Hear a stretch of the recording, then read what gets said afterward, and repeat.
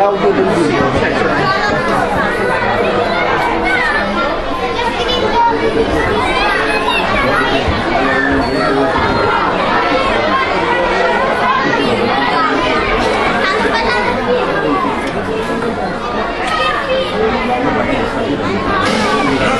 Coltissimo, elegante, dedito alla vita spensierata, ambiziosissimo. Già da ragazzo si presenta come un tipo eccezionale, abituato il suo corpo a durissime fatiche, può lavorare per ore e ore senza stancarsi. Non è molto bello, ma alto, pallido, occhi vivi, volto scavato e intenso. È afflitto dalla calvizie e se ne vergogna. Per questo porta in capo il suo primo trofeo, una corona d'alloro. Ha molto successo con le donne, ne conquista non si sa quante e ne sposa a 4. Lucrezia, Lucilla, Fulvia, Domitilla. È stato il più grande di tutti, il più amato, l'imperatore per eccellenza, Giulio Cesare!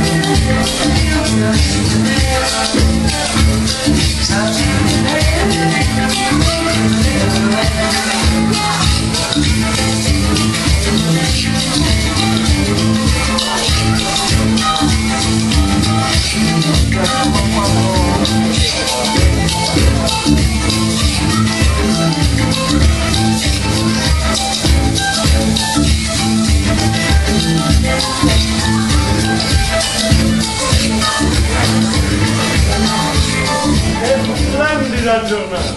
Cesare! Sì, cara. Ma non mi guardi neanche! Ciao, Lucilla. E a noi? E a voi una carezza fulvia e un bacio a Domitilla. Cesare, sei splendente, sei magnifico! Non so bello, ma c'ho fascino. Sei il nostro mito, il nostro eroe!